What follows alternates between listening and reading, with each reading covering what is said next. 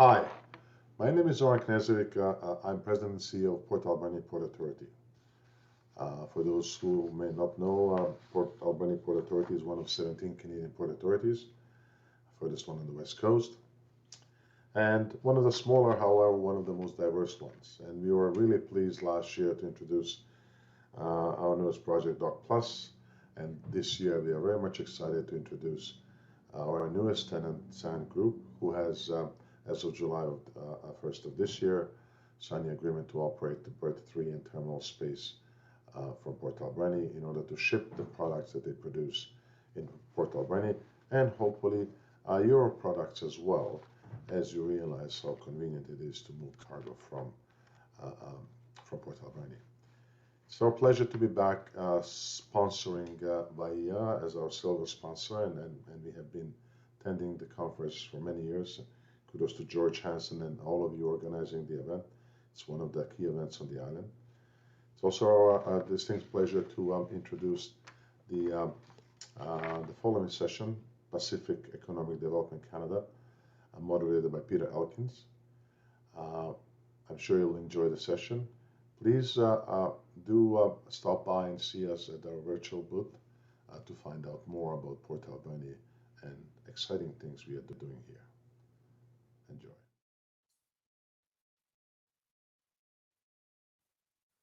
Good morning, everybody, and welcome to the next session. Today, we're going to be talking to Naina Sloan, which is the Vice President of Programs and Partnership with the new organization, Pacific Economic Development Canada, which is otherwise going to be referred to as PacifiCan. So welcome, Naina, and we look forward to your presentation. Thanks very much, Peter. I'm really glad to have an opportunity to join you and appreciate the warm welcome.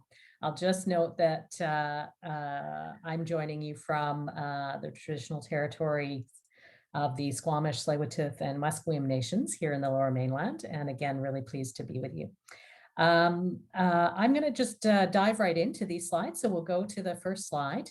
And I thought I would start our conversation about where we're going with just a moment to reflect on where we've been. So this August, we made the shift and launched PacifiCan, Pacific Economic Development Agency of Canada. But for 30 years, we have been serving the economic development stakeholders in regions of British Columbia via WD.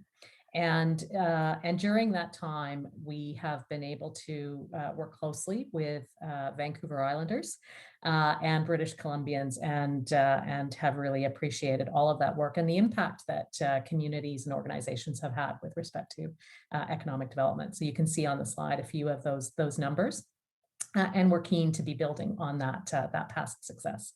So if we go to the next slide, what I thought I would do first is just talk about where we've been focused over the last 1.5 to 2 years. And like you, that has been on pandemic relief, and I'll speak in a moment about recovery and recovery programming. But we have all had a tremendous time, and our economies have been challenged, as we have been, by the pandemic. One of our priorities, and priority still, is to continue that fight against the pandemic, but also to recover. So just here, I'm showing you 2 funds that we delivered, that our team at then WD, now PacifiCan, delivered here in British Columbia for the benefit of all British Columbians and Islanders.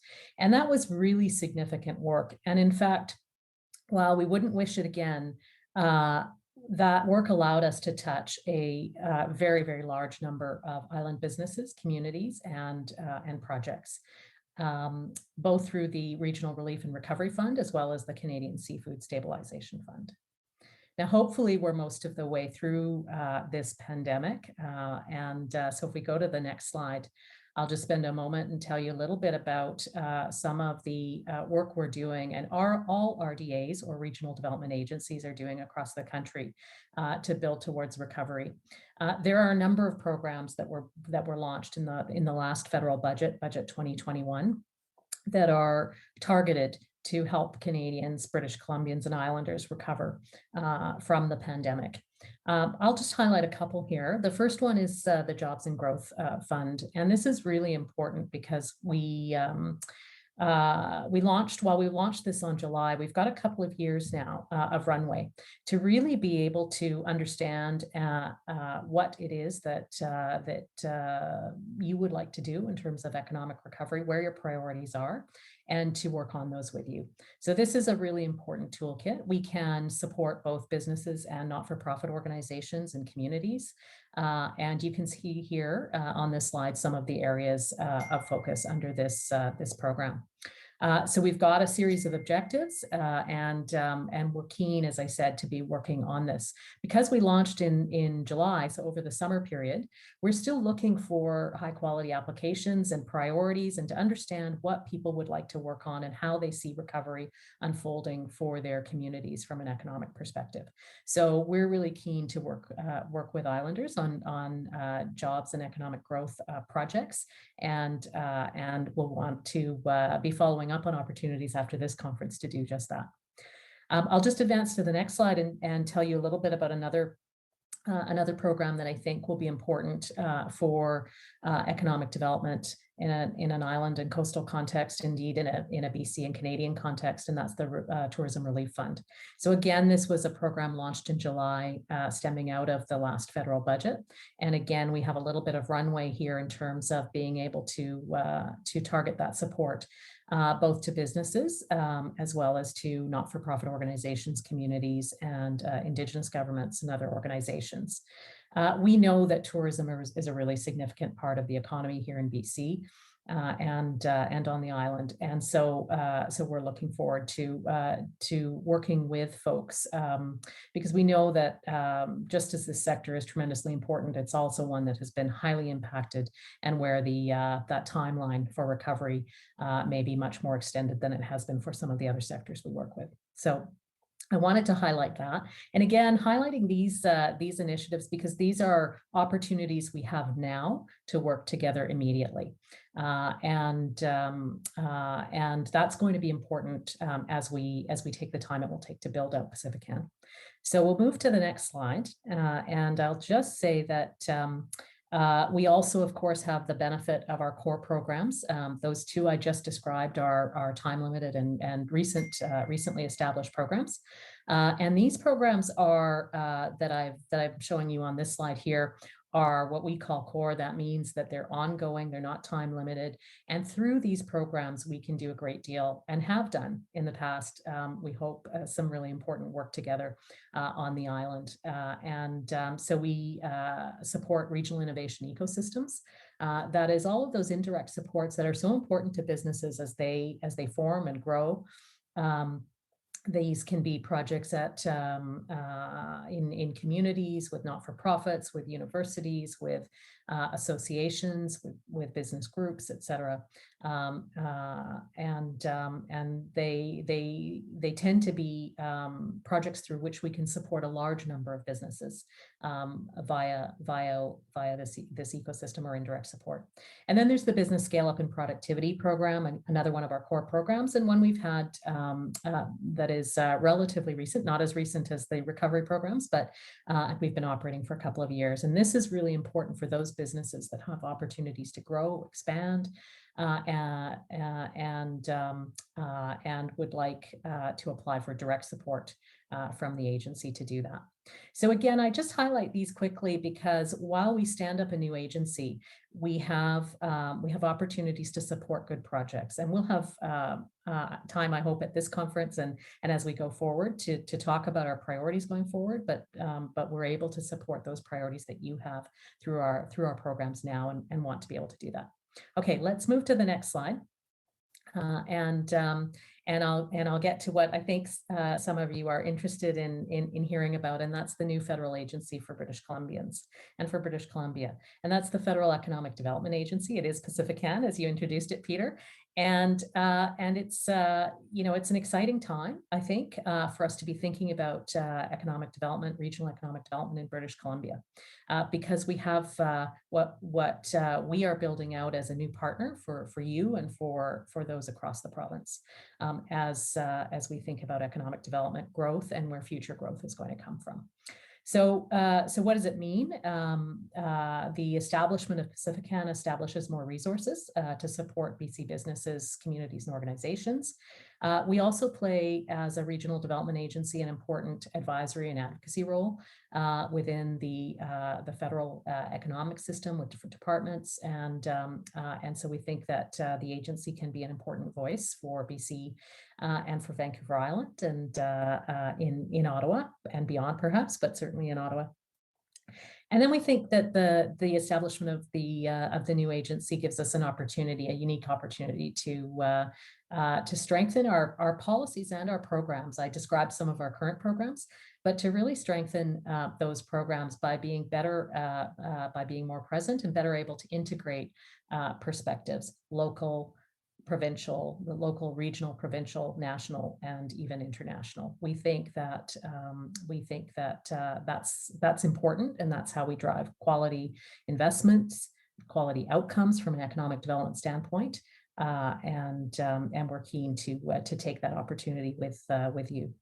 So next slide. I'll just focus here for a moment on what we heard. So we've been talking, while the new agency was launched in August, we've been talking about it, and specifically the Minister for Economic Development and for WD was talking with you, I know, and stakeholders from the island, as well as other parts of British Columbia, for about a year before, almost a year before the agency was launched.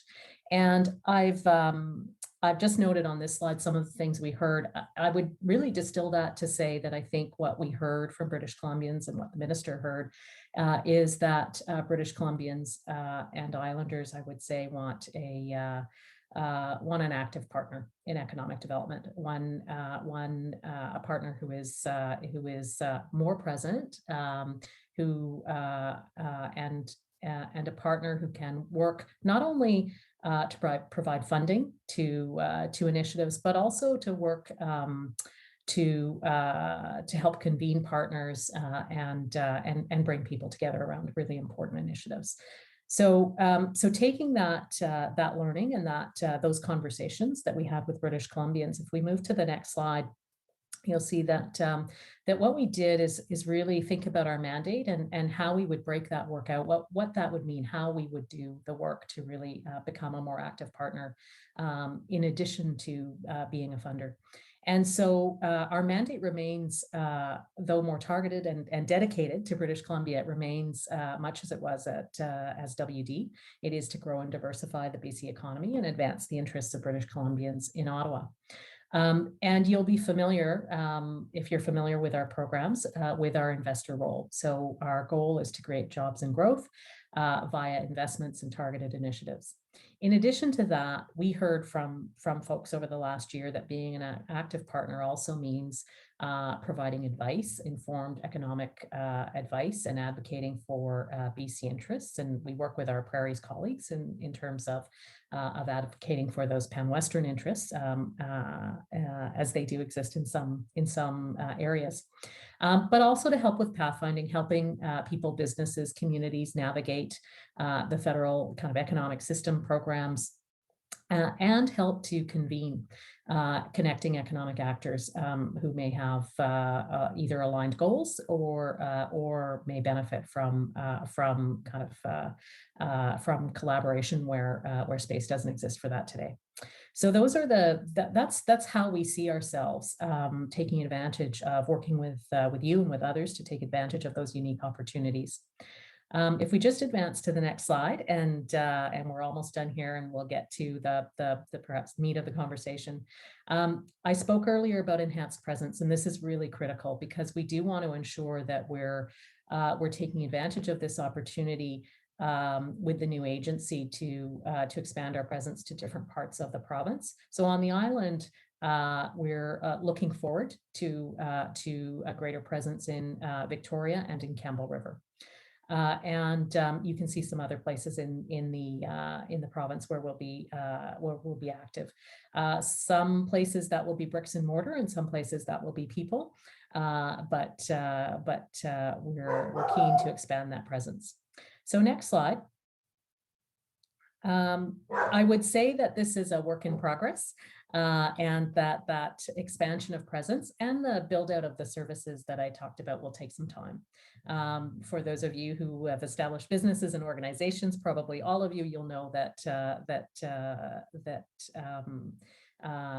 you want to ensure continuity. Certainly, we want to ensure continuity of service delivery while we build the new agency out. So our short-term priority, as I said earlier, is looking for those quality investment opportunities, how we can advance priorities that you have via funding and work we may be able to do together, and strengthening our partnerships, both with existing organizations, and we've had tremendous partnerships with organizations on the island over the years, community futures organizations, but many others, including VIEA. So we want to strengthen those partnerships, and building those relationships is at the core of what we want to be doing as we go forward in order to inform our work. Next slide.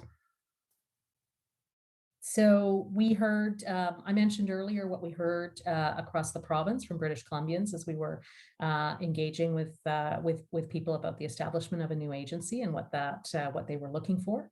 And here are some of the things that we heard from Islanders over that past year. And I'm certain we're going to have more conversation about this and where you want to go today. So I'm looking forward to that. But you've given us a sense of the economy, you've given us a sense of some of the opportunities and challenges and some priorities. And I'm really looking forward to validating those with you, hearing more about them and delving into them in more detail. Again, understanding what you'd like to do within these priority areas as we've heard them, or if there are other priorities that have emerged since we had those conversations. Next slide, please. So as an agency overall, we'll be talking with groups about those priorities, both the past priorities, which are still relevant, and in this virtual environment. I'm sorry, you can hear my dog in the background there. But in this period going forward, we'll continue on with our current priorities, and we'll be engaging and using what we learn to inform our priorities going forward. And the place where we see that coming together is in the agency's first plan, priority and departmental plan, which will be tabled early next year. And so again, we'll be using conversations like these and those we have with you as follow-up to help us determine where we focus as we build. So next slide. And there we are, that's it. And Peter, I think with that, back to you for some discussion. Yeah, that was great. Thank you for that introduction to the new agency. And I'm definitely going to have lots of questions. The first thing that kind of comes to mind for me, listening to your presentation, is around the partnerships and relationships, and and how do we help you build those? And I think that your mandate, your priorities are really, those are really aligned with what the government's really good at. Certainly the you call it pathfinding, but networking and connecting. We've all had great experience with that, what can we do to help you to help you build those relationships really quickly, and maybe the ones that aren't so obvious, so not necessarily just the associations, but how do we connect you with the members of the community? And I think of somebody like Deirdre Campbell would come to mind for probably everybody that's in the tourism sector, that she's probably not on any agency anymore, but what can we do to help you? Yeah. Well, thanks so much, Peter, for that question. Look, you're going to need lots of help, and it'll be in big and small ways. Most importantly, we want to build the relationships. So we want to, and we've got, I think we've got strength on which to build. So we've got people who've been based in Vancouver, who've been actively engaged on Vancouver Island based economic development files, or on sectoral files where we're talking to folks in the communities. But we can be doing more of that. So what can you do? You can continue to help us, because I think you have helped us get to this point. Right, to be very clear, and we appreciate that. But we need to think about And this is something we've been focusing on, and we will focus on going forward. We'd love to talk some more to you about it. We have been thinking about how we take the local economic perspective, the local business perspective, community perspective, the data, the qualitative understanding that only only you can provide, and that is really driving our desire to be more present locally with you. So to take that understanding, first understand, and then to take that understanding and then integrate it with an understanding of regional, provincial, national opportunities, because we think it's that integration that is going to get us the highest impact in terms of economic development initiatives and perhaps quality advice and impact from advocacy efforts and so on. We've got lots of data at our fingertips about what's happening in the economy. Sometimes what we have less of is a sense of how that's playing out, where the local picture is very different from what we see overall in terms of trends, and where the opportunities are really very specific, related to either a particular challenge or assets that are perhaps not as well known, relationships that are really strong that can drive impact. Those things don't show up as much in data. And so I think a place to start is to really, if your offering is to really help us understand that local perspective, and to help us ensure that we're integrating that in the work that we do. Yeah, no, I agree. I mean, it's a great opportunity for everybody to both access the best of what you have, but also that on the ground, the real time thinking, and so that kind of leads into the next question. That Vancouver Island is a diverse place. It's a massive geography, and you've picked Victoria and Campbell River to support the entire region. How do you feel these new offices will be able to do that, and why those locations? Mm-hmm. So we, sausage making at its best, perhaps at times, but we looked at a lot of different considerations when we were looking at service locations. So we looked at everything from sort of economic base to access considerations. We looked at ensuring that we got not just to key centers in the region, but beyond those. And then wanted to see, as we looked across, the BC geography, a diversity, ensuring that we touch all of the regions, and then within those regions can access, within, I'd say, within maybe a few hours or a day, other parts of the region. So we looked at the size of regions. We looked at how you might move across them. We looked at the communities, and then of course all of the economic sort of data and perspective you might imagine. When we put all of that together and we looked at things like the economic development regions, we looked at at how others were organizing.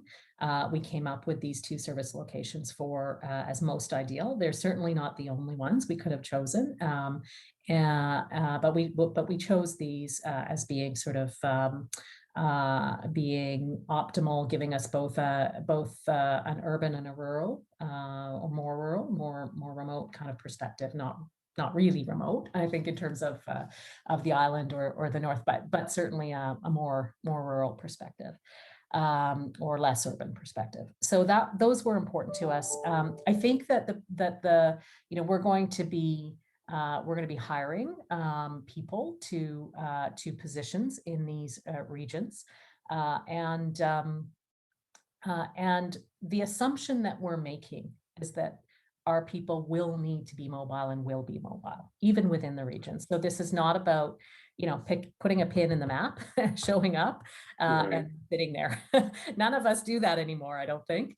No.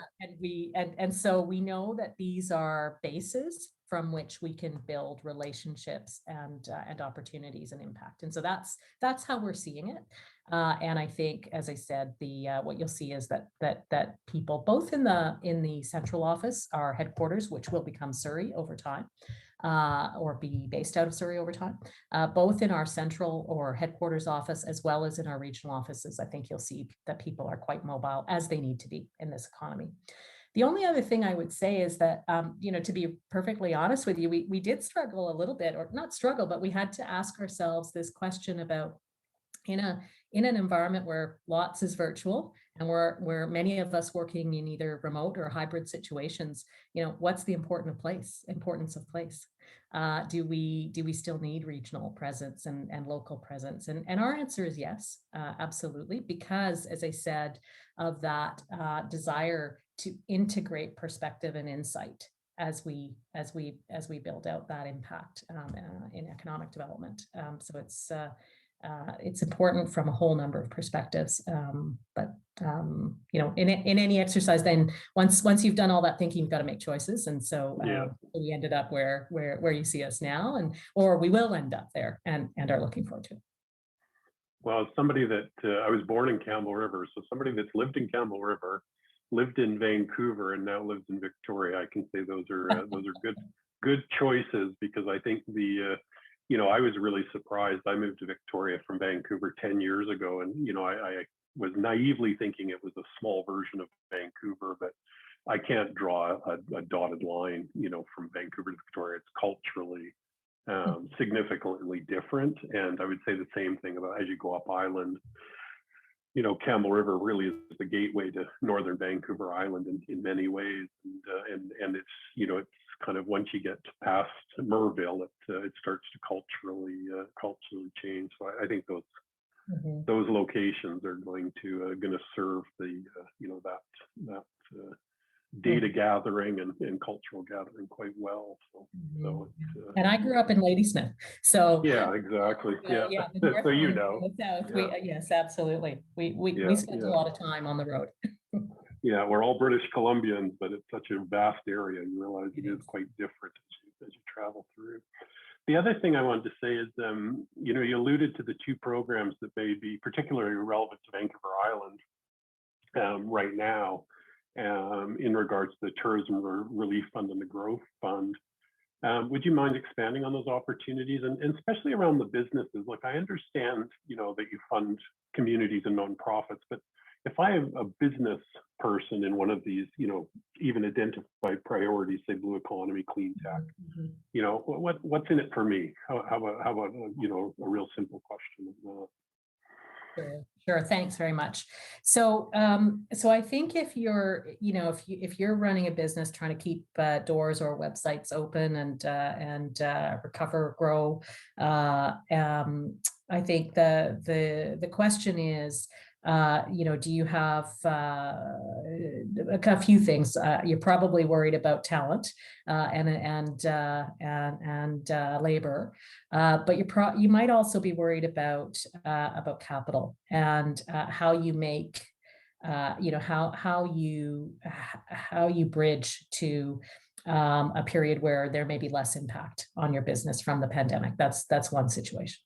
And so we think that the programs that I've talked about will help to do that, will help companies to either bridge and do things that they need to do in order to operate well and safely, post-pandemic. So, for example, in the Tourism Relief Fund, we can support a number of different activities.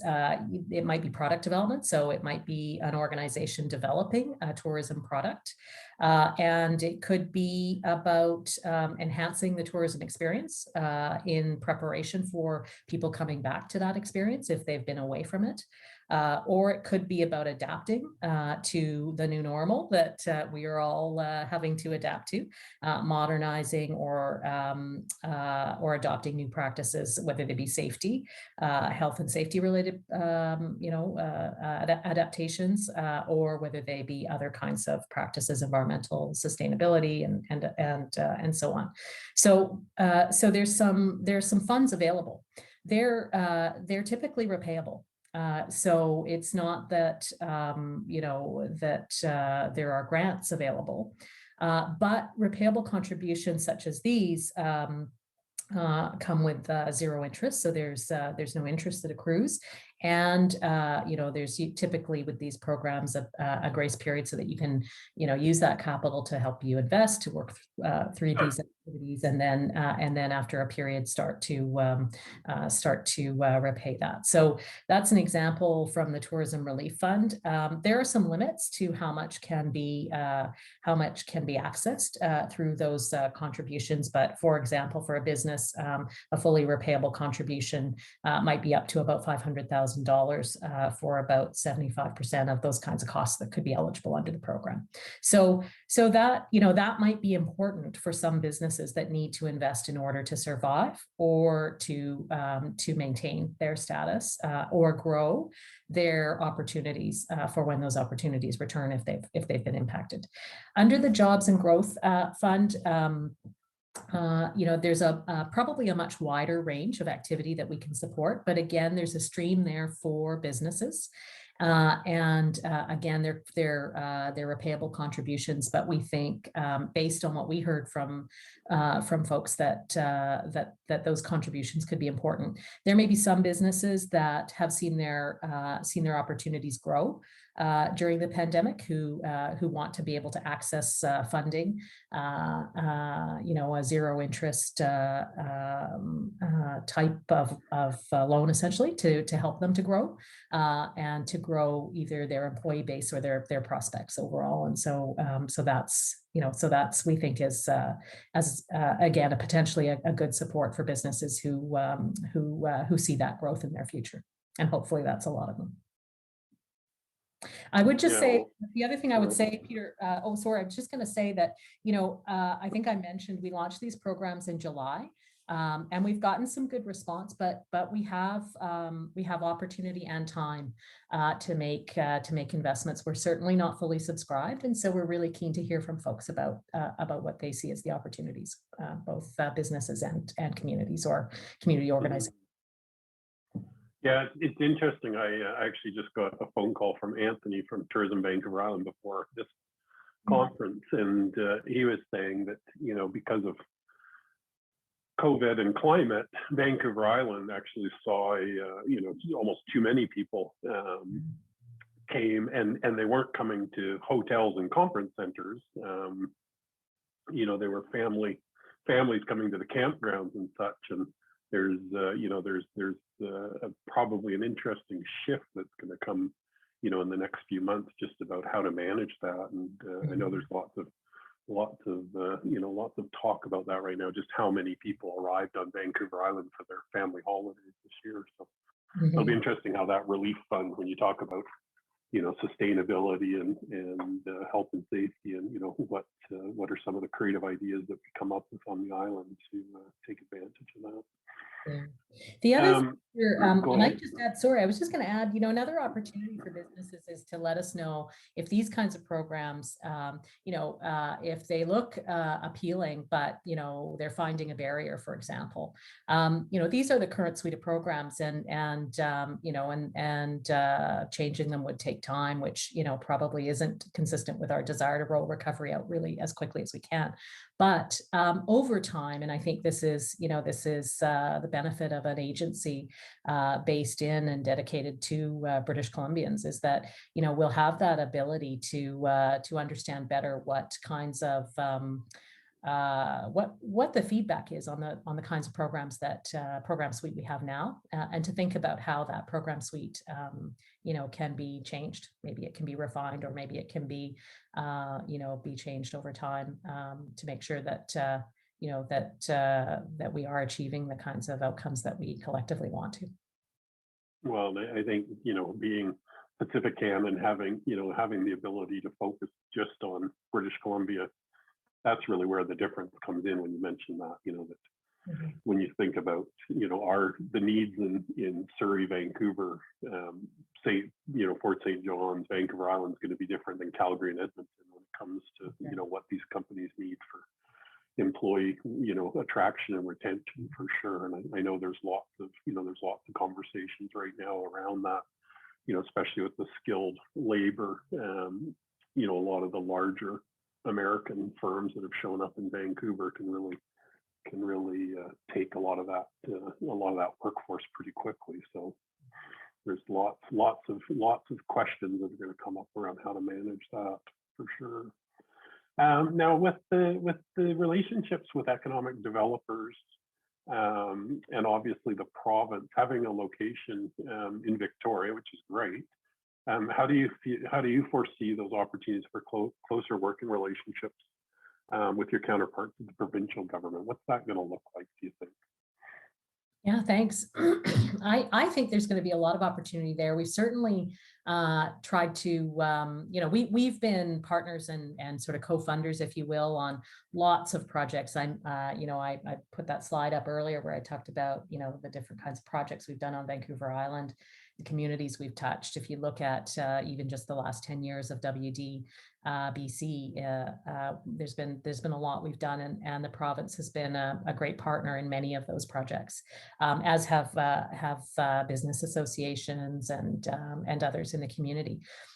So we certainly want to see that continue, and personally, I think there's probably some increased opportunity for us as we work more closely together, which I think the dedicated focus enables us to do.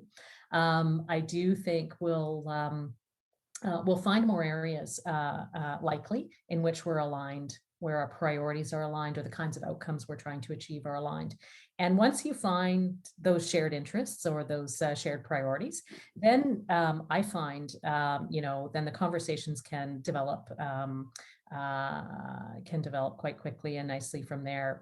This applies not only to the provincial government. You mentioned economic development organizations, and I would include lots of others in this category. But my own view is that building those relationships that we want to build really allows us to identify shared interests. And once we've done that, then we've done a significant part of the work. And then it's a question of what tools do we each have in our toolkit that we can bring to bear to kind of create the impact we want. So.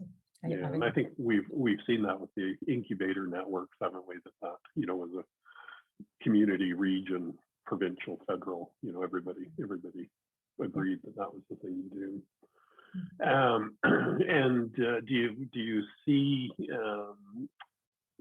kind of a strengthening relationships with the academic side as well as the provincial government? I mean, is there more connectivity with with say UVic and Vancouver Island University and Camosun College and North Island Colleges? Yeah, we certainly hope so. I mean, again, we want to build on a tradition of what I think is a good, strong relationship and make it even better. We do have some distinctions in terms of where we target our work and our funding. And so, we're not designed as an agency, and regional development agencies across the country are focused less on supporting sort of primary research or research, research agendas and projects of colleges and universities.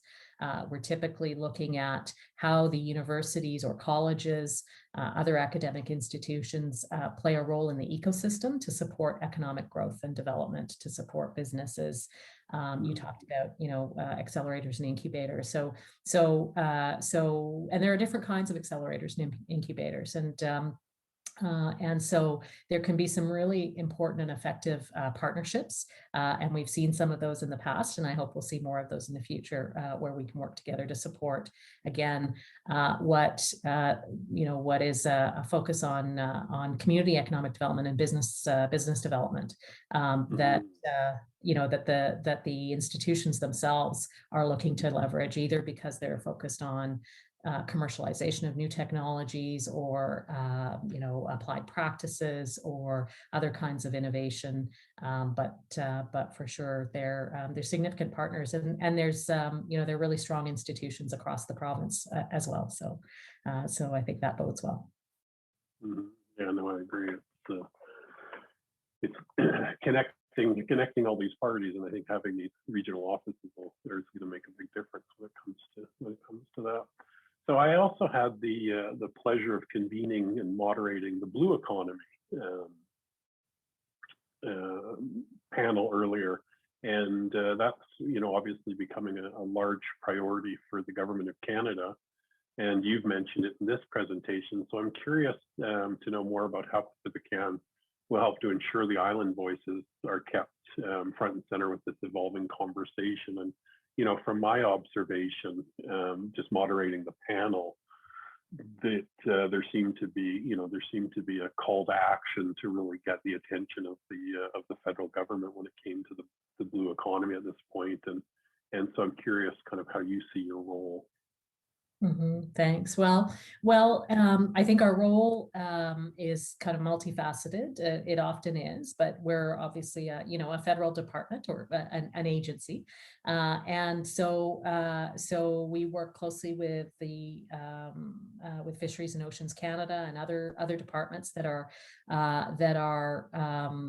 taking on leadership roles with respect to the blue economy. And there are many departments involved. Fisheries and Oceans Canada certainly has from a federal perspective a leadership and coordinating role, but there are many departments involved. So one of the important things we can be doing is looking across all of that potential activity and focus on the blue economy, and connecting Vancouver Island interests and British Columbia's interests, Pacific interests, to those many conversations. So in an earlier stage of work around the blue economy, we were involved with DFO and other partners around the engagement and making sure there was a period of engagement and where submissions were invited and so on from Canadians to really articulate what was important about the blue economy and how they would connect to it. And so we played a role there to support some of that engagement. We did some engagement on our own, some due diligence, I would say, just to make sure we were understanding what communities, coastal communities, views were. Talked to some Indigenous partners, talked to communities, talked to industry that's engaged in activity related to the blue economy. It's such a broad umbrella term. I mean, part of what we're interested in doing and what we were doing with our conversations that we sort of had, which we did quietly, but we had with people, was to really understand within that very broad umbrella term of blue economy and concept, where did British Columbians and where do British Columbians want to focus? So I would say that was really critical, and we're still doing that. We are doing that sort of daily, if I can put it that way. And then there's a role for us, and as I said, in those federal conversations about where to focus. And so our goal is to take that understanding that we have from British Columbians to the table to make sure people understand that. I'm not sure there's one voice, but the voices and some of what we heard. We did some research. So as you'd expect, maybe of an economic development agency, we did, and in fact, partnered with the province on a study of oceans-related activity and its economic impact. So that we made sure we understood that, and now the conversation's ongoing, and we'll want to be and are involved in that to make sure that that the choices that are going to need to be made reflect a good understanding of what coastal communities, oceans-related industries, and others interested, are telling us here. So those are some of the roles we played so far. So again, it goes back to that little, cycle of kind of 4 roles I showed you on a slide earlier. We can invest as well. So we can invest our own program funds in ocean-related activity. We have done that over the past many years, and we'll continue to do that. And then we'll play some of those other roles, advising and advocating, and have been doing that. And then again, if there are specific initiatives that the government decides it wants to deliver, then as a regional development agency, we're well positioned to help with that as well as we have in the past. So. That's great. I agree. Like it's not it's a new area to me, and just listening to the panelists, made me think that really picking the priorities and really thinking about, more is really where we're at, and certainly on the, there's lots of industries that are mature on the coast, but the emerging industries around food production and energy and conservation seems to be more in that game. There's a great role for that, that convening of figuring out what those are, because there's certainly lots of good ideas. Which ones do we want to tackle? It's an interesting space to be in right now. I think there's a lot of unanswered questions for me, for sure. Yes, there are. And that's okay. That's what I realized, that we're behind, as opposed to so we've got some catch up to do. So the other thing is, you talk about terms like inclusive economy, building back better, are often used in the context of this post-COVID recovery. Could you tell me a bit what that means to you, and how you envision PacifiCan working towards supporting these important goals here on Vancouver Island? So what does inclusive look like? What does building back better look like on Vancouver Island, and what's PacifiCan's role? Well, I'd like to hear what your conference attendees have to say about that, the answer to that question. What do you think it looks like? For me, I think, and as we think about economic development from a federal agency perspective, an inclusive economy is one where people have the opportunity to participate and pathways to participate in that economy. And that participation is critical. It's critical for individuals, for families, for communities, for economies. So, we really think that that a vibrant economy, grows from diversity. And that's true in terms of activity. It's true, I think, in terms of participation. So I would say that just that's sort of,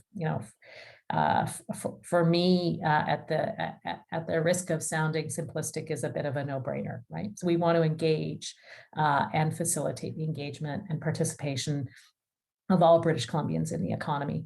And there are certain communities or groups that have faced barriers historically, or worse. And so, so there's some things we need to do. We need to be thinking about, like, how do we facilitate that participation? So that's, I'd start there, and happy to engage in more conversation, but I'd start there on an inclusive economy. And on building back better, I really do think that there's a larger question here. It relates to this notion we're trying to get at with the agency and enhanced presence, and that is, where are we building back? Where are we not building back? We're actually looking at future growth opportunities already. Where have we made gains? Right. So where have we perhaps lost some ground that we want to recover? Where have we made some gains because of the pandemic that we want to consolidate or use to grow further, create further opportunity, and where do we want to, where do we want to think about how we grow? So sustainability, inclusivity. These are all important things. Climate change, the impacts of climate change, we're seeing those in the province. We're feeling those impacts. So if we're talking about the context of the pandemic, again, as we're building back or as we're growing forward, how do we do that in a sustainable way? Is, I think, the real question for us. And so that's that's important for us to grapple with, as it is for everyone, I think. And so what we're looking for is, as we use the resources that the government of Canada has allocated, how can we do that to advance those goals? That's really the question for us, along with with the broader and more specific goals that British Columbians have as we look to future growth. But it's really that question of, where does future growth come from, right? And how do we move towards that in a sustainable way, and in a way that allows people to participate in that move. Well, and again, the geography is just so vast in Canada and British Columbia and Vancouver Island.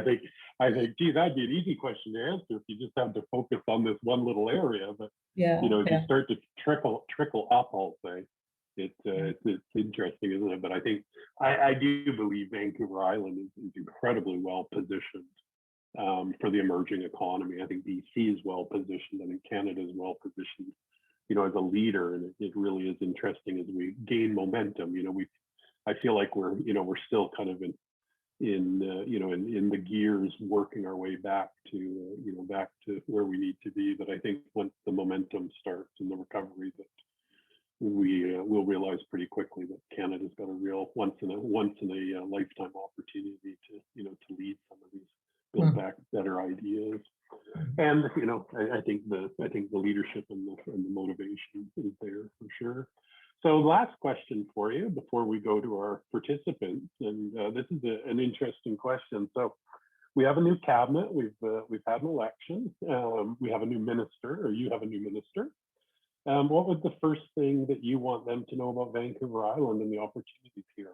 What's the message you want to bring back to Ottawa from Vancouver Island? Well, two things. So I'll answer, but I won't answer.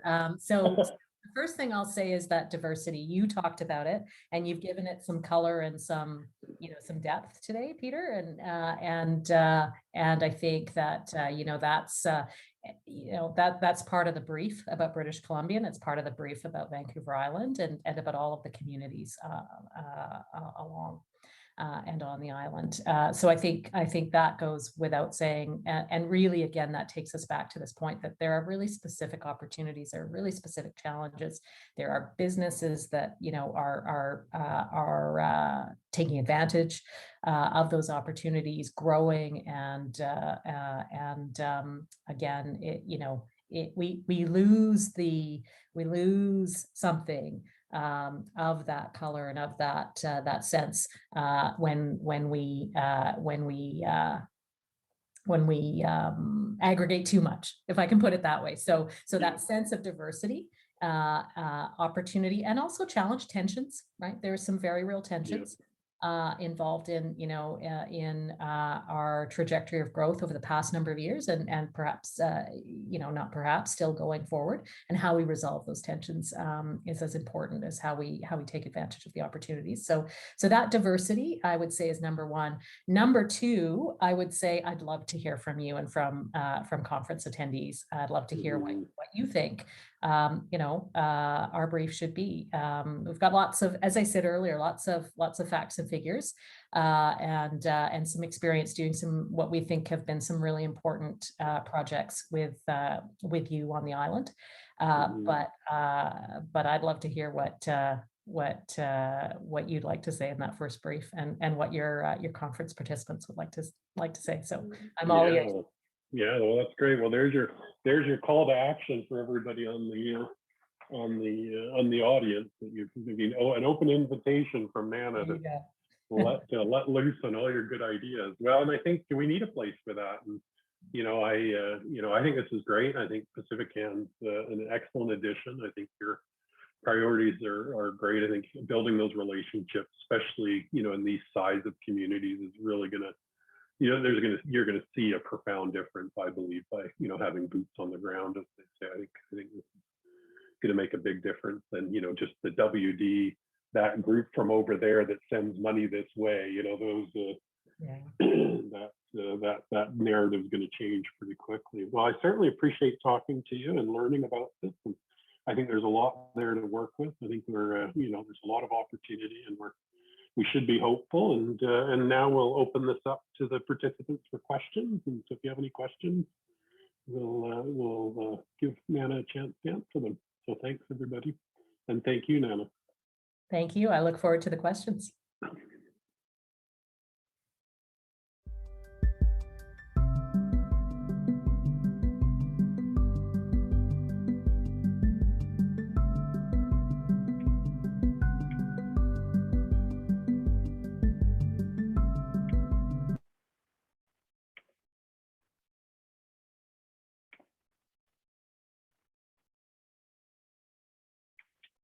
Hello, everybody, and good morning. Thanks for attending this session, and thank you, Naina, for being here. That was informative.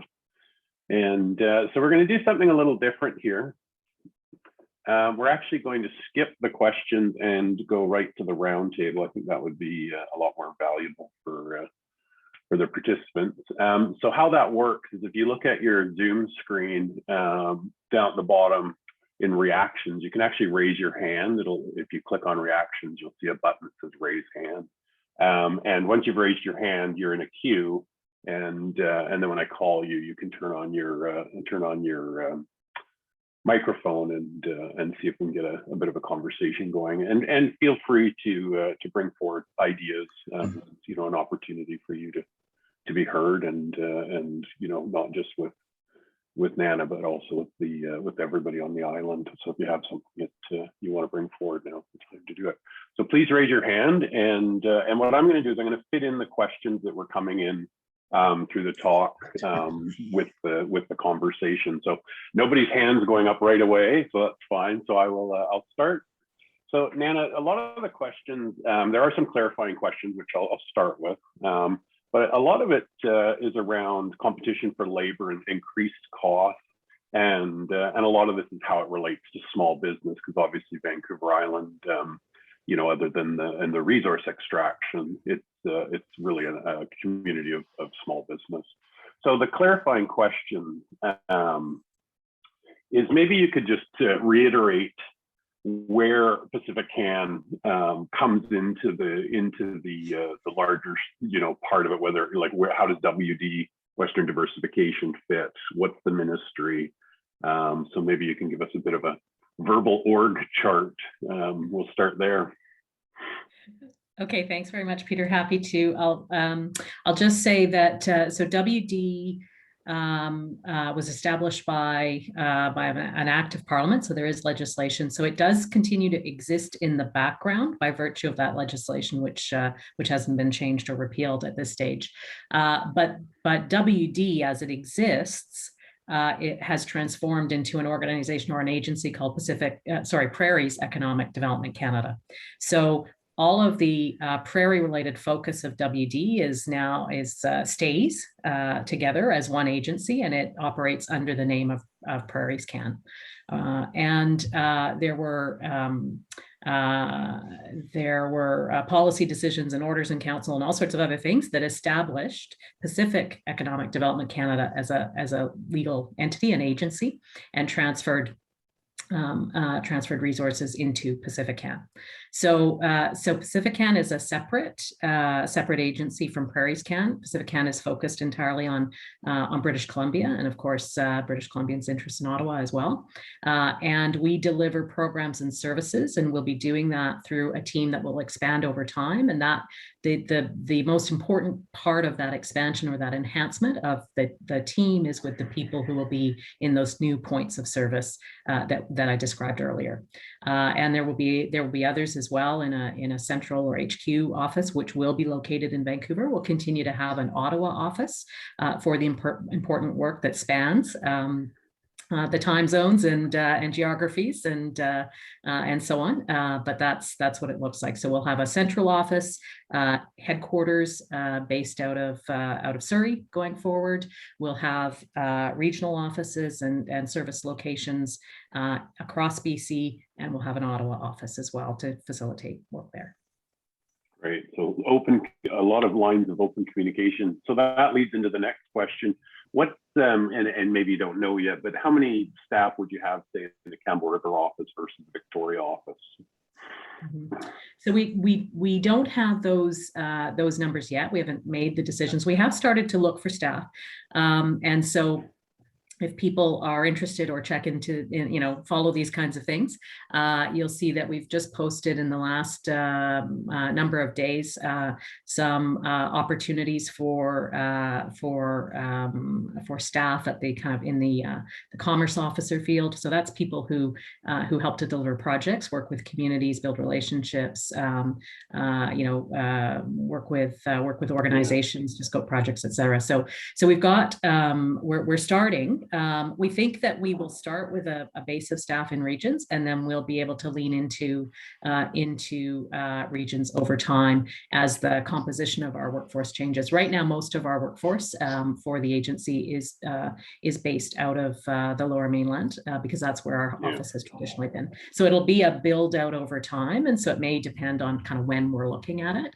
We'll start small because we want to start and have a presence right away, as opposed to wait and sort of have every detail, all of the people all at once, and open that way. So that's how we intend. Well, and hopefully some of the rural economic developers will be interested in this job, so they already have lots of connectivity in the community.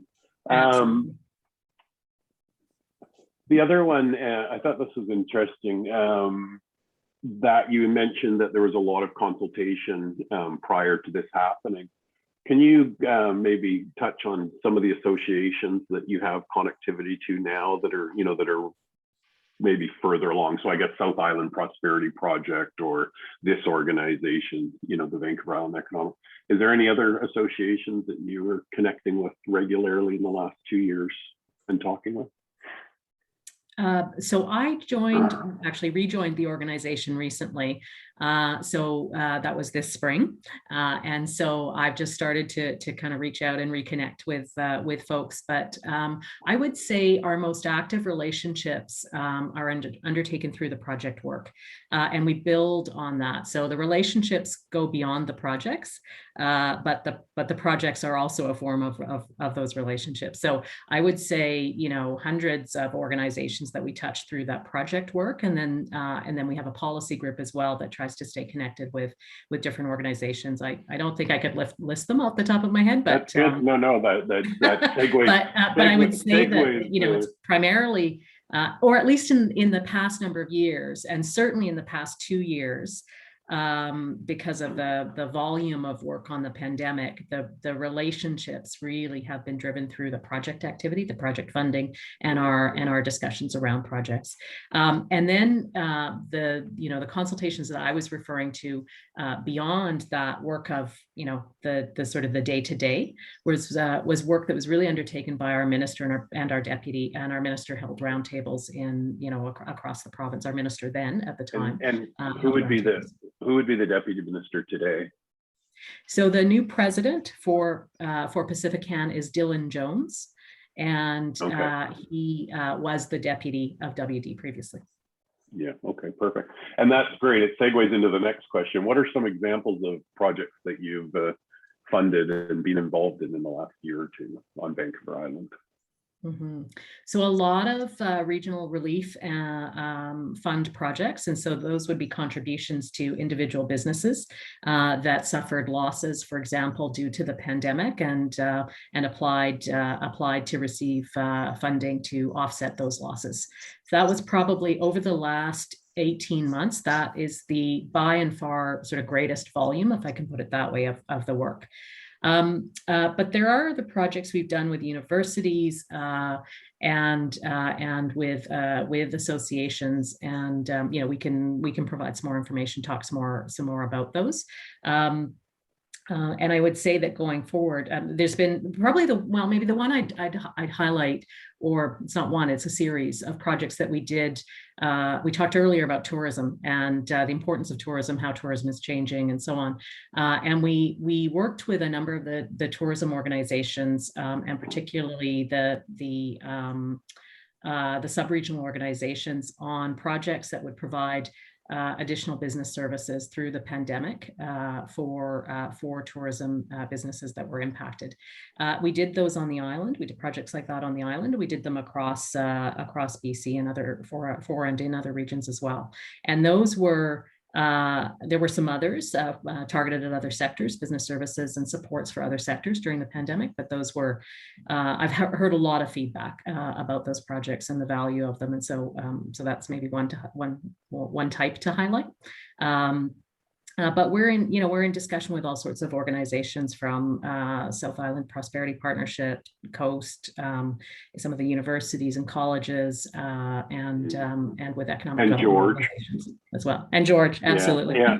And I think, and just to add to the answer of that question, there are people like George, Graham from Innovate Island. There's people that have a long history with the organization.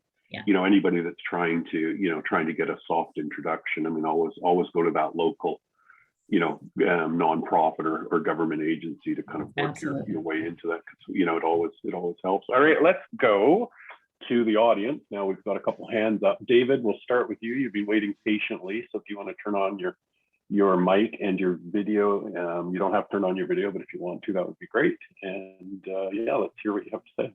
Okay, can you hear me? All right. We can hear you, yeah. Oh, that's great. Thanks very much and great presentation. Great to know that Naina is from Ladysmith, Central Island. It's always good to know you can relate to what we deal with.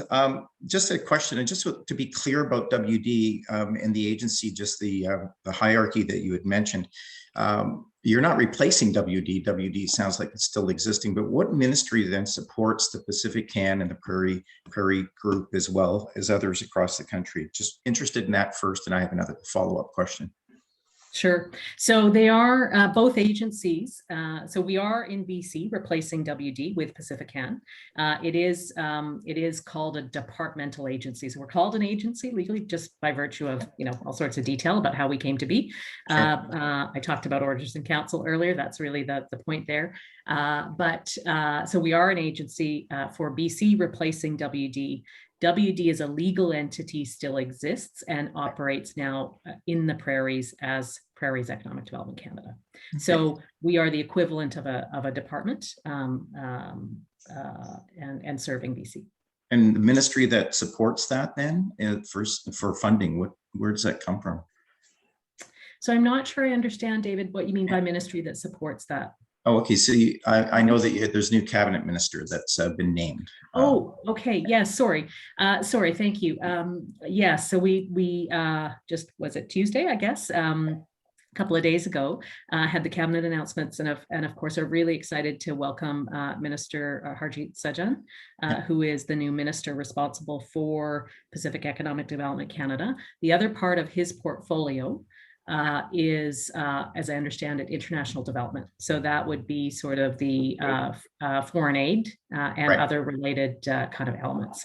So the portfolio that he leads as minister, or rather his responsibilities as a minister, include both of those areas of activity. He's supported by Global Affairs Canada, or I guess the international development area within Global Affairs Canada, for his work on international development, and he's supported by Pacific Economic Development Canada in his responsibilities as minister for this agency and for the work we do. Great. Well, thanks. That's a very thorough answer. The other thing I wanted to dive into just briefly is you had mentioned earlier in your presentation about being more active with businesses and groups here on the island, and you were looking for better partners and more quality and better access to pathways to the Pacific. I'm expecting maybe the Asian market potentially. I don't know if that's what you meant. What can you give us a little bit more detail on what you'd be looking for in a partner when you say quality and better partners compared to what's been in there in the past? What are you looking for? Mm-hmm. So probably better partnerships would be the way I should put it, not better partners, because we've had strong partners for a long time. I'm not trying to impugn anyone, but what I really mean by that is we want to be more active partners from Pacific Economic Development Canada. We've been, we all are constrained by resources, and we've had some constraints in terms of people and the time available to kind of invest in relationship building and partnerships around economic development. So that's the first and foremost thing I should just clarify and emphasize. In addition to that, when I'm talking about partnerships and I'm talking about quality investments, I don't want to suggest we don't have those. We have those, and we want more of them, and we want to strengthen them. So what I mean by that is that We want to find those investments where we can make an impact, where you are making an impact. We can understand both the context of that and the benefits of that, and that there's really strong, if I can put it this way, ownership of those initiatives, of those projects in the communities, in the regions, and ownership really is sort of a word I guess I'm using to describe a few things. One, that people are really committed to those projects. And that commitment can take the form of financial contributions, and I think needs to.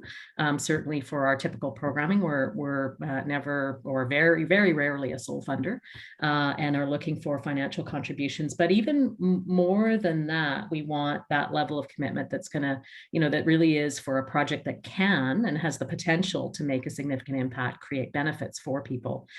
We want, we want to see commitment so that translates into implementation, and we find when there are strong, when there are strong levels of ownership, which there often are, but when there are those strong levels of ownership, then the kinds of benefits that get created are potentially more lasting.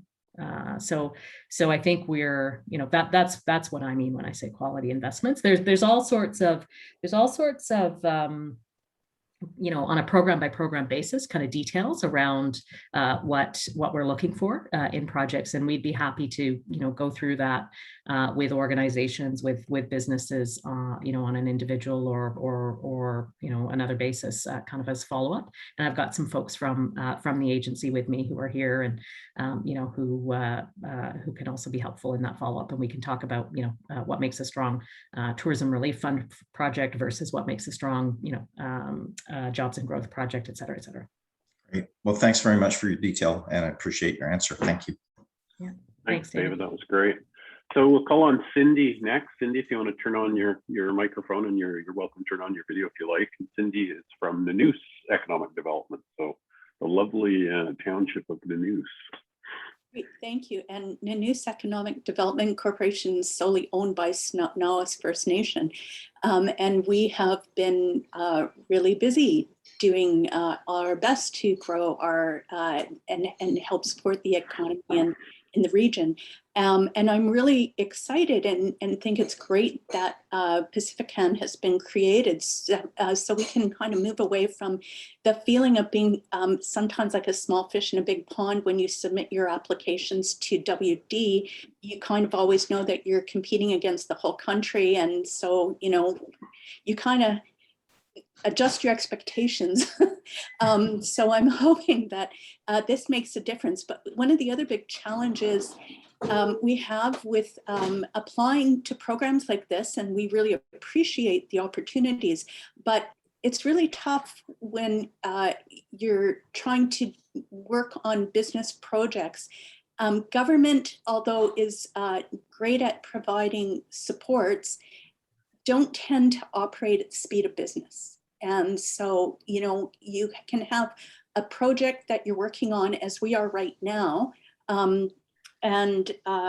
For example, like we did an application for Tourism Relief Fund. The timing was perfect for us, and we thought the project was a great fit.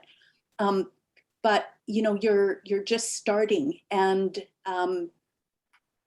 we're wondering, like, how do you kind of advance projects and get them happening in the speed of business? So That's a great question. That applications will kind of sit there on the shelf. You wanted to get something out quickly, and we applaud you for that, but it's, how are you going to deliver in a timely way? And when can we expect to see some responses? Mm-hmm. Thanks very much for that, Cindy. So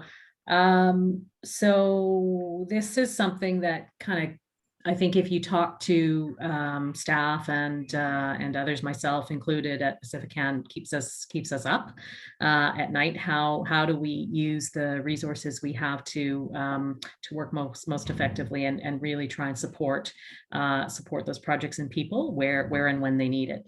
within the context that we work. So we did launch very quickly after we had sort of the post-budget process to confirm sort of all the new programming. And there were some programs where we asked of applicants to respond very, very quickly back to us. And what we couldn't predict at that time was sort of the electoral period and whether or when that might come, and that has introduced a little bit of pause. It does as we during those periods go into kind of caretaker mode, if you will. But there is a broader and I think bigger question that that you're raising. So on the specifics, I hope soon, I hope quickly, we would like to be working at the pace of business. We know that that's challenging, and we've got a ways to go. The kind of broader point I would make is that I think if we can do a good job of giving you an understanding of not only the programs themselves, right? Predictability, what makes a good project? How do we look at projects so that if you have options, you can structure accordingly? That makes the review and due diligence quicker, et cetera. But not only help you understand what the program intentions are and therefore what we're looking for in projects, which is important, and I think we can do better on that. And need to, but also a bit the process. So there are different parts of the process that we go through as we are, committing and getting decisions on how to allocate public funds. There's the due diligence that involves back and forth with the project applicants or proponents. Sometimes there's back and forth even before there's a project defined. If we're co-creating something or working at early stages, having discussions about areas of opportunity, and it can take some time. We also then have sort of review and approval processes within our within the agency, as we did within WD, and so so we're looking at those processes. We're always trying to squeeze time and move where we can. It's been challenging over the last while, and I think. I think we'll just continue to do our best and see if we can't improve over past experience.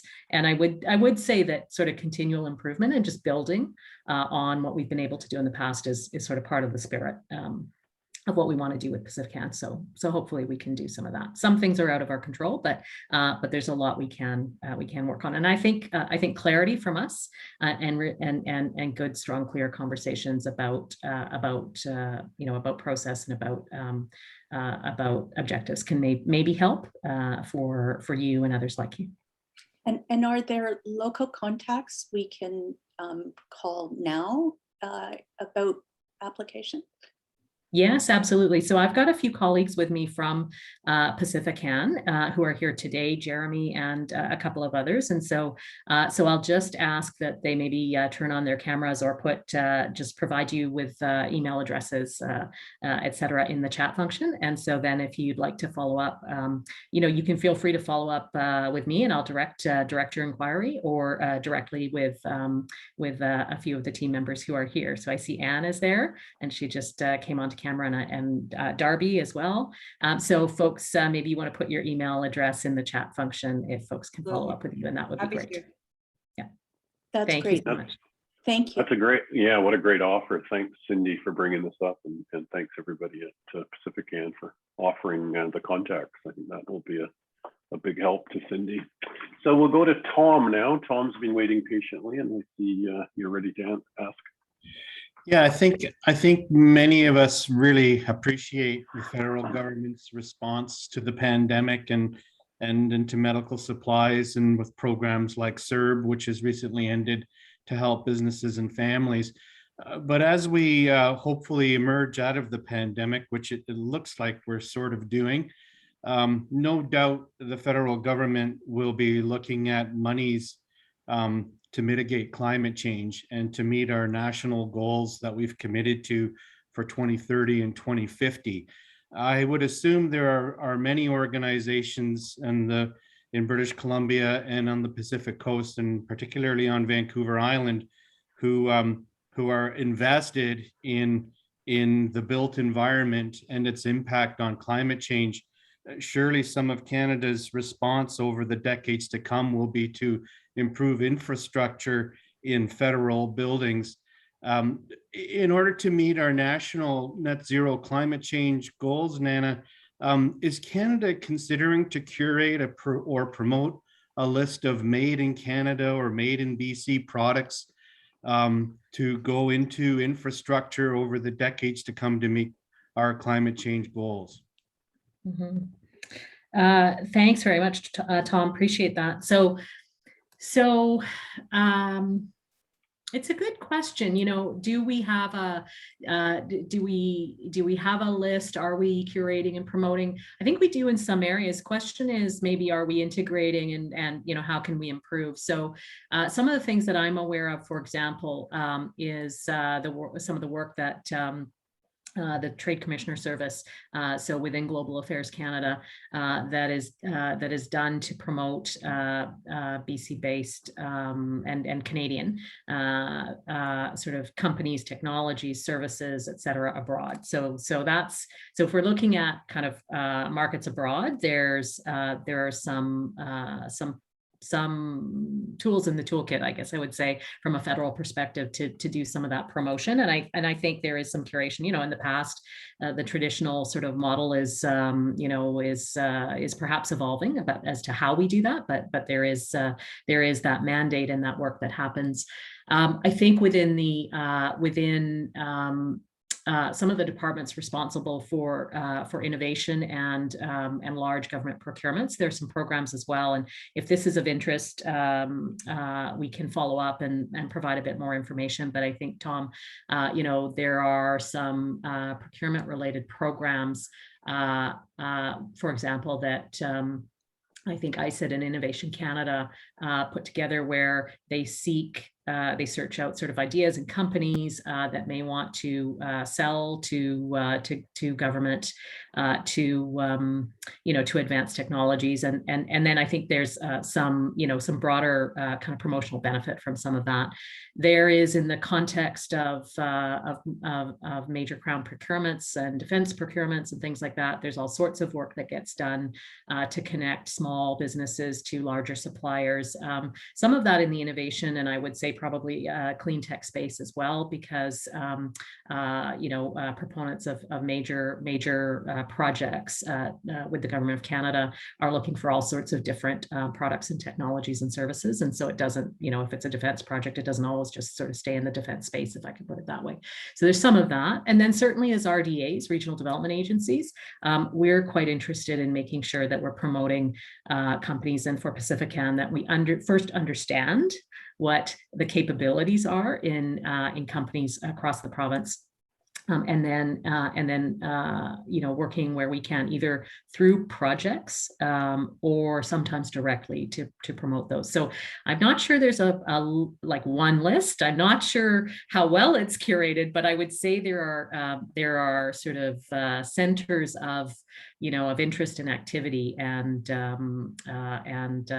maybe some additional thinking we can do around that progress there. But there are folks who are concerned with just that. Yes. Just seems to make sense that we know we're going to be spending an enormous amount over the decades to come in infrastructure, and it would only make sense, I think, for us to support our national family of entrepreneurs to develop the economy of the country and keep it moving along. Thanks for your response. I appreciate it. Yeah. Thanks, Tom. Thanks, Tom. Yeah, great question. So Dan Hurley's been waiting patiently. Dan, do you have a question for us? Hi there, everyone. Hi, Naina. Nice to see you. Hi, nice Dan. to see your team. You spoke a little bit about the post-secondary institutions, the education partners here on the island and across the province.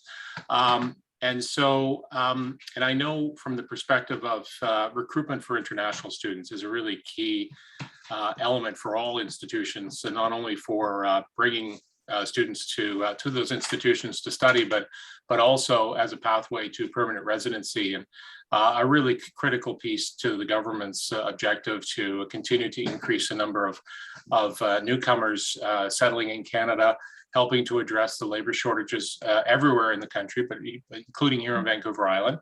I am familiar that the lead for the international education strategy for the federal government, it comes out of international trade under Edu Canada. But what role do you see PacifiCan playing in that strategy, especially from the perspective of helping with economic development and growth, and creating the conditions so we see more international students graduating at our institutions, but also staying in our communities and contributing to the economy? Thanks, Dan. Great question, and it really gets into an area that I'm not deeply familiar with myself, so I'll be maybe stay at a slightly higher level. So what role do I see right now? I'm not sure we, I could say we have an active role. We perhaps do, and I'm not aware of it, but it's not something I've seen since I've been back with the organization in the last number of months. What I would say though is when I showed the slide earlier with those roles that we think are important for a regional development agency to play. So in our investor role, we've talked about projects and funding and things like that, but the others were pathfinding and advice, including advocacy and convening. And so what I would say in this space is a couple of things. So first, on labor shortages or labor challenges and recruitment talent challenges, I would say we're sort of at the beginning of doing some exploration and really wanting to hear from folks about what are the challenges, where are they, what are the kinds of ideas that people have or thoughts people have about what role we could play. Not, there's a lot of federal infrastructure and dollars that goes into addressing labor shortages and other related issues. So we'd want to be, as a really small agency, compared to some of those much larger departments, we just want to be careful that we're putting our resources in terms of time and effort, advocacy, advice, etc., in the right place. So I'd say we're thinking about that and would love to hear from folks about what you think we maybe should be doing or considering doing.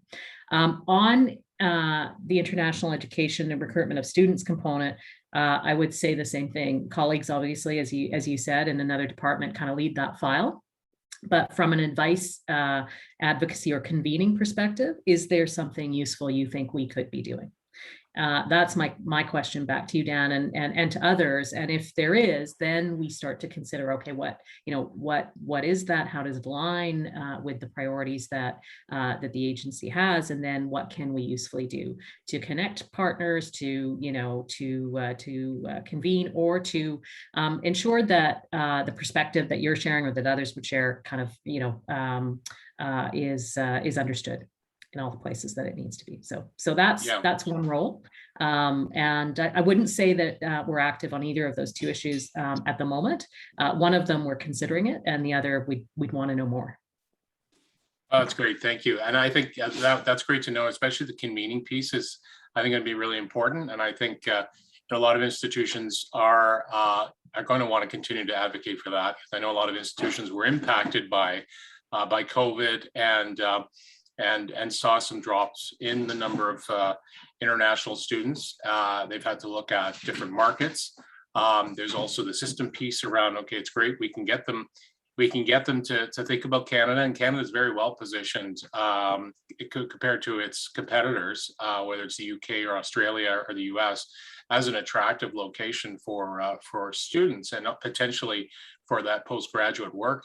But there's some system challenges that we have to work on as well. But I think it's a really key piece around the economic development, the economic competitiveness piece, and how businesses and how communities can create the conditions so that you do see that success towards permanent residency and will help with our post-COVID recovery. So looking forward to talking to you more about that. Great, thanks, Dan. Look forward to it. Yeah, thanks, Dan. That's great, and there's definitely lots of work to be done in that now. Interesting. This is interesting. Do you know, Naina, that Vancouver Island is designated a free trade zone? I do. Okay, yes. Then we'll don't want to put you on the spot. Yeah. So the question is, what's your opinion?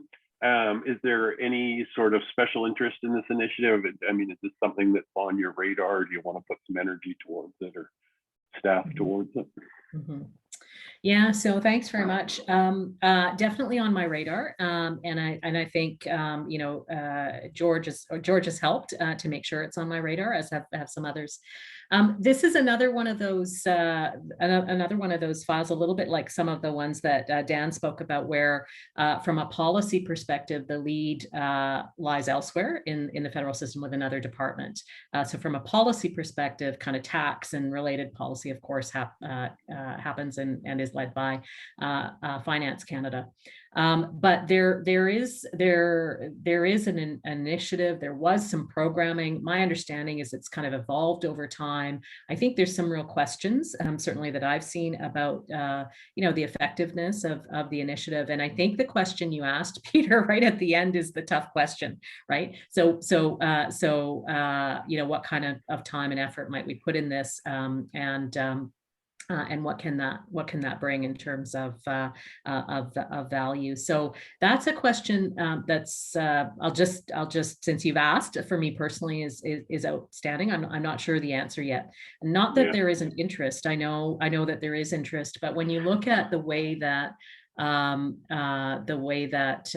sort of free trade zones or foreign trade zones operate in Canada compared to other jurisdictions, they're very, very different.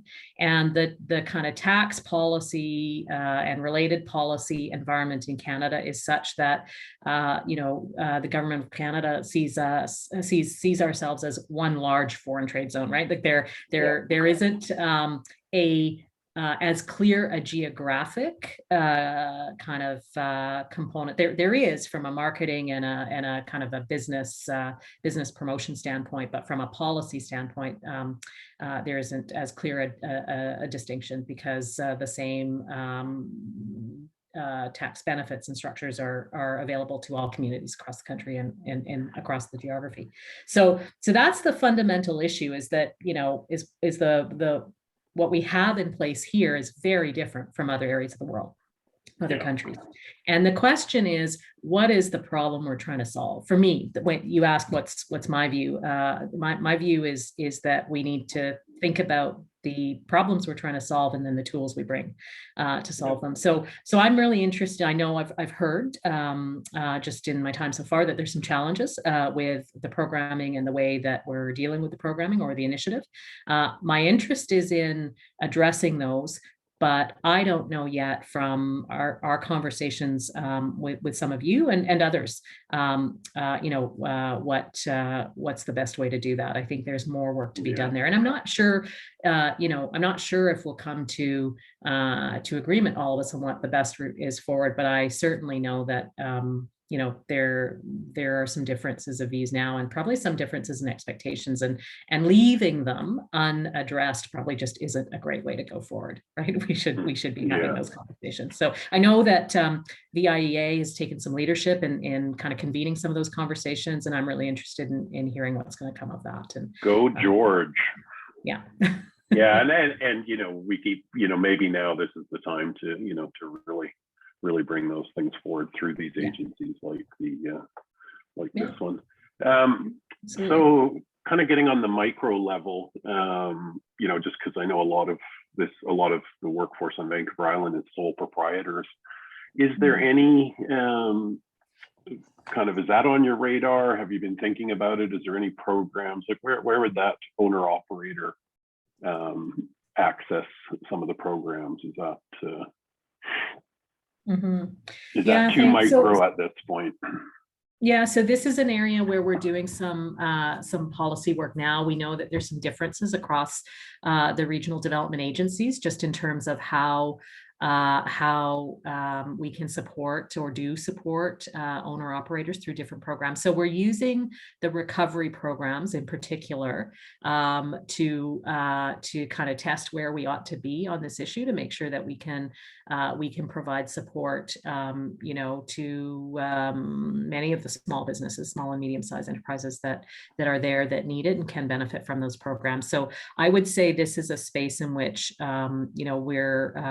we're going to be looking at what we can do, and we certainly certainly in some of those recovery programs that I mentioned, can be looking at sole proprietorships, and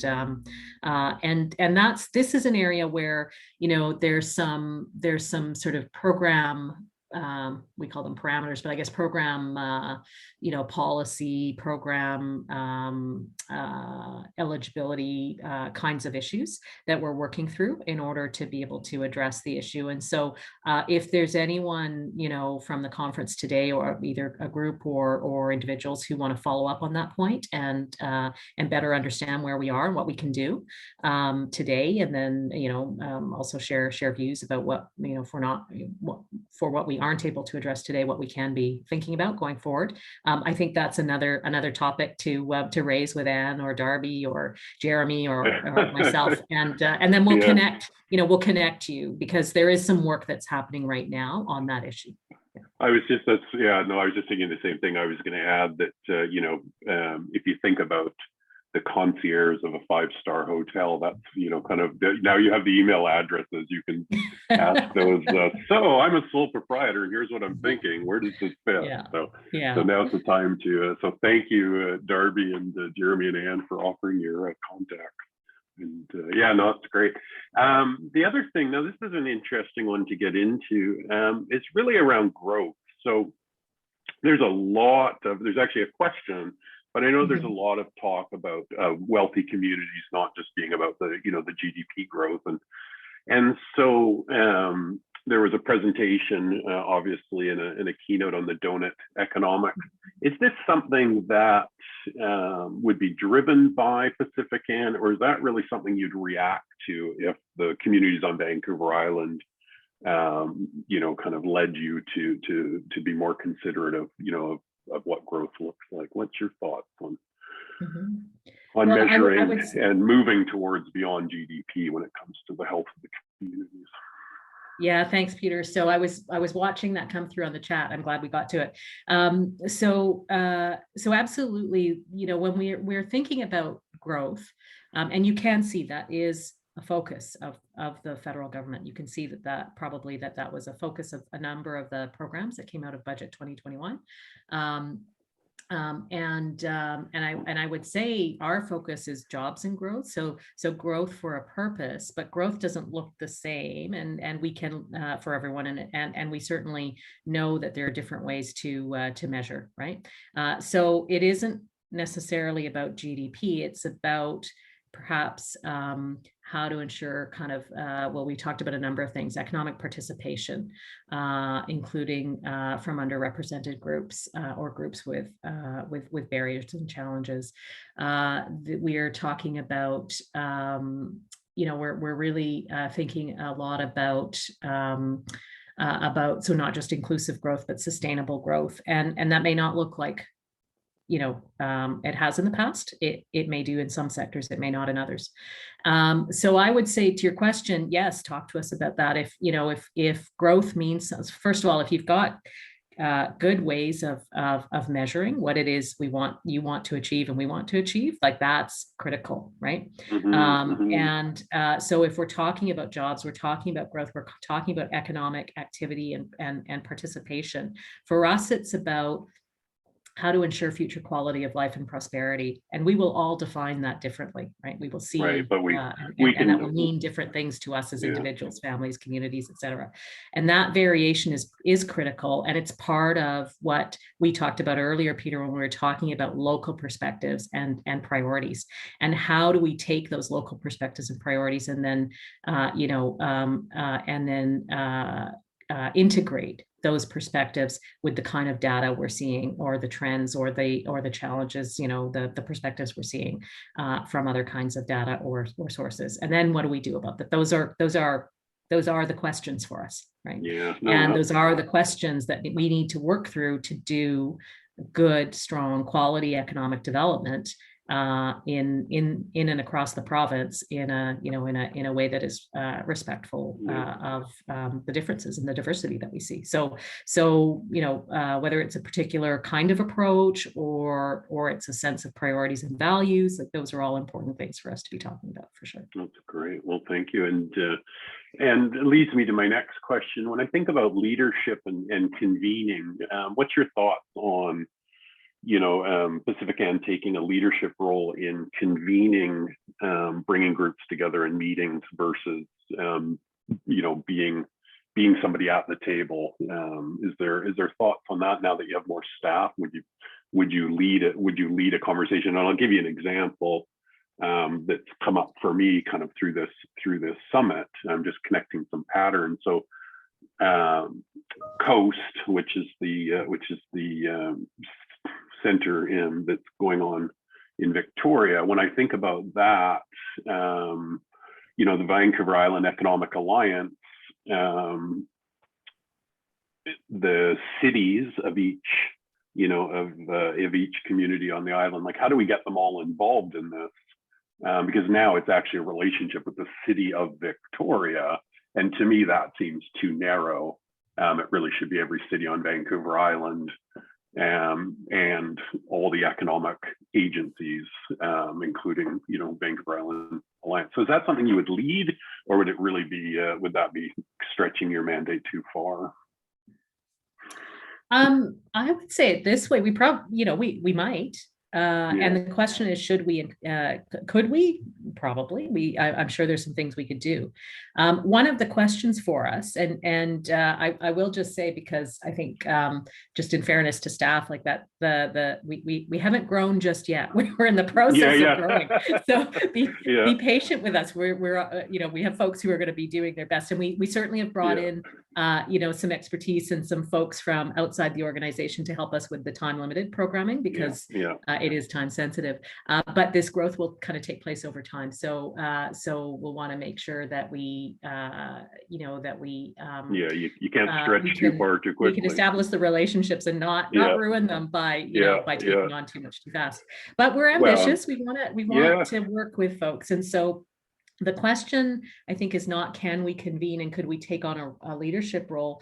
The question is where we should do that and how we should do that, in my mind. So so that I think is it starts with that base of understanding that you and I talked about earlier, and that's kind of threaded through the conversation, and then a bit the prioritization, right? Like what in the region, across the island, what do folks want to work on together, and if this is one of those things, then and we can play a meaningful role, then I think we can make a decision to do that. I will just say that if we say yes to everything, first of all, we can't say yes to everything, and even if we did, it wouldn't serve well. Right. So we want you to help us with some of those choices. Yeah, it'd be better if you could pick one thing, but I know that's politically not going to happen.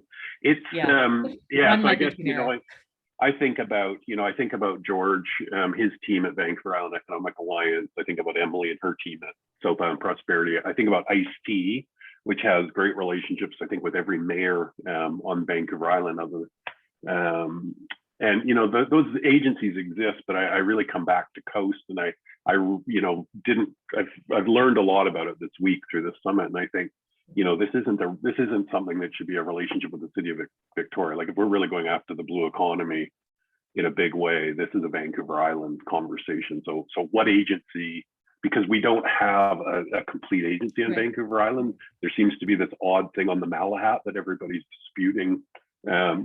There's them and us, and so maybe that is a role for the federal, through PacifiCan to say, let's look at the bigger picture and convene these groups to kind of broaden the scope of this, because I think it's going to get lost opportunity if it stays, if it doesn't expand. From my experience in what economic growth would look like in the blue economy. So the other kind of rounding up the end of the session, is there anything that you could do at this point to, again, it feels like it's expanding your mandate, but there's a lot of issue with housing costs, There's a lot of issue about workforce competition. We've seen that in Victoria in the last few years, where there's something called an acqui-hire, where a large company will come into Victoria and buy a company for the workforce. They're paying, don't quote me on this, but I've been told twice the salaries of the local companies. So of course, you know, the engineer, the talent is jumping ship and going to work for them. So there's issues around labor retention. There's issues around cost of living. I've actually heard that from a lot of young people. They're promised kayaks and mountain bikes, and they come over to Vancouver Island to work, and then they realize that that it's not quite as inexpensive as they thought. So is there any thought from PacifiCan around how to look at some of those kind of broader issues that we're facing across Canada? But is that part of your mandate? And of course, you know, the questions are leading into people are looking for, you know, subsidies for staff, subsidies for housing, subsidies, tax breaks, that sort of thing. So I'm not sure if there's a specific, you know, intervention or kind of program support or you know, funding initiative, just that comes to mind right off the top of my head. As you said, there are other departments that from a federal perspective lead on those. But I think again, the place we need to start is making sure that we at PacifiCan understand that economic picture, right? That picture that you are seeing emerge or that you have seen emerge. And it comes back to this point about what is the economic data that is relevant and that we are looking at, and that is informing all of our decisions collectively, the decisions you are all making with respect to where you invest your time and resources, and that we are making with respect to the time and resources, from the agency as well. And so I really think this question of data and that economic picture that is informed by local experience and local perspective, like, it just sounds not that complicated or not that big, but it's actually really big. It's really important, because that is what is going to inform the advice that, for example, PacifiCan can assemble and provide into the federal system around economic discussions and policy program discussions, et cetera. It's going to inform how and where we can invest, and how we can assess investments or proposals for investments that come to us. It can inform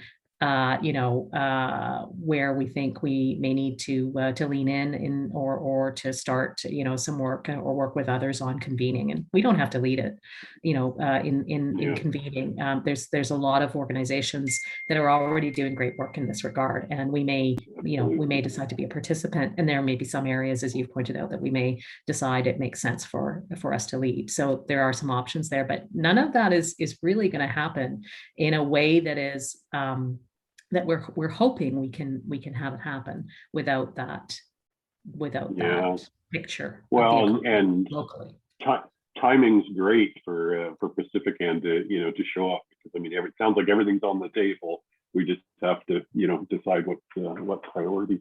So we're going to have to wrap it up. I'm sure we could talk for another couple hours. There are a few questions that weren't asked around food production, around tourism strategy, very specific. And I'll encourage everybody that's listening to you have the email addresses of the staff. So please please consider sending them a note and just asking them for their opinion. And thanks, Naina, for your answers. You're very good at explaining and giving lots of information. So I think this session was really useful for all of us. And thanks to your staff for also being here and willing to give their contact information. I think that's going to make a huge difference from this session. So thank you very much. And I just want to end that all the speakers are getting lovely gifts from an organization called Island Good, which is putting island, I think it's just food and beverage, don't quote me, products together. And prior to that, I just want to give a shout out to St. Jean's Cannery, which was taking that role on for a few years. So thank you very much to Island good. And thank you very much to everybody at PacifiCan and for all of you for being here and taking time to talk with all of us. So I think that was a good use of our time. Thanks very much. Nice to see you all. Yeah, thanks. Take care.